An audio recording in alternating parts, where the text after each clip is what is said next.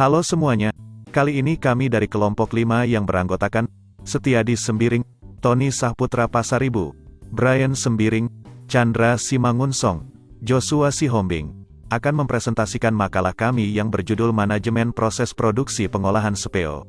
Manajemen adalah suatu seni atau prinsip yang berkaitan dengan pengorganisasian, seperti menyusun perencanaan, membangun organisasi dan pengorganisasiannya, pergerakan, serta pengendalian atau pengawasan. Manajemen merupakan suatu proses yang sistematis dalam pengorganisasian sehingga dapat dilakukan pengendalian dan pengawasan untuk mencapai tujuan tertentu. Menurut Hasibuan, manajemen adalah ilmu dan seni mengatur proses pemanfaatan sumber daya manusia dan sumber daya lainnya secara efektif dan efisien untuk mencapai suatu tujuan tertentu.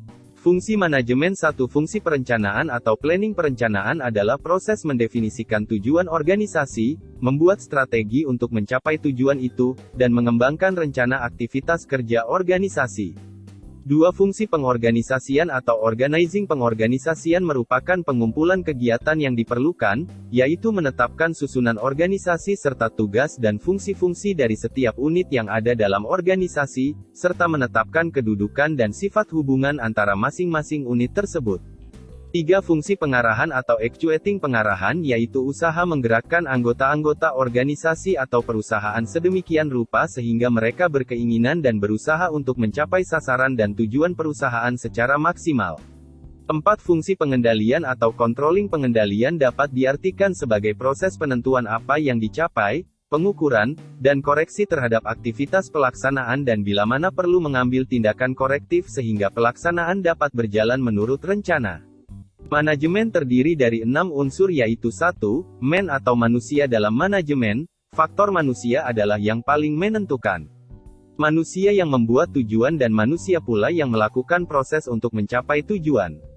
Tanpa ada manusia tidak ada proses kerja, sebab pada dasarnya manusia adalah makhluk kerja. 2. Money atau uang merupakan salah satu unsur yang tidak dapat diabaikan. Uang merupakan alat tukar dan alat pengukur nilai. Besar kecilnya hasil kegiatan dapat diukur dengan jumlah uang yang beredar dalam perusahaan. Oleh karena itu uang merupakan alat tools yang penting untuk mencapai tujuan karena segala sesuatu harus diperhitungkan secara rasional. Hal ini akan berhubungan dengan berapa uang yang harus disediakan untuk membiayai gaji tenaga kerja, alat-alat yang dibutuhkan dan harus dibeli serta berapa hasil yang akan dicapai dari suatu organisasi. 3. Materials, bahan-bahan. Materi terdiri dari bahan setengah jadi, raw material, dan bahan jadi. Dalam dunia usaha untuk mencapai hasil yang lebih baik, selain manusia yang ahli dalam bidangnya juga harus dapat menggunakan bahan, materi sebagai salah satu sarana. Sebab materi dan manusia tidak dapat dipisahkan, tanpa materi tidak akan tercapai hasil yang dikehendaki. 4. Machines, mesin. Dalam kegiatan perusahaan, mesin sangat diperlukan. Penggunaan mesin akan membawa kemudahan atau menghasilkan keuntungan yang lebih besar serta menciptakan efisiensi kerja. 5. Methods, metode. Dalam pelaksanaan kerja diperlukan metode-metode kerja. Suatu tata cara kerja yang baik akan memperlancar jalannya pekerjaan.